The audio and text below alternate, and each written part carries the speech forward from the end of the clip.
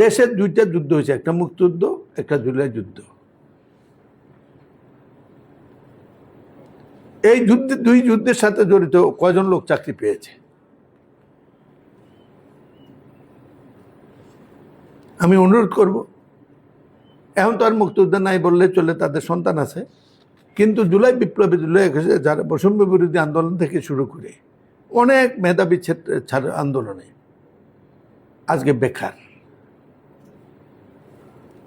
তাদের কথা কেউ বলে না।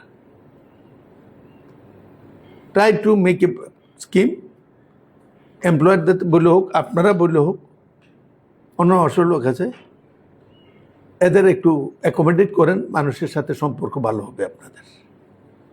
Talk to the head officer.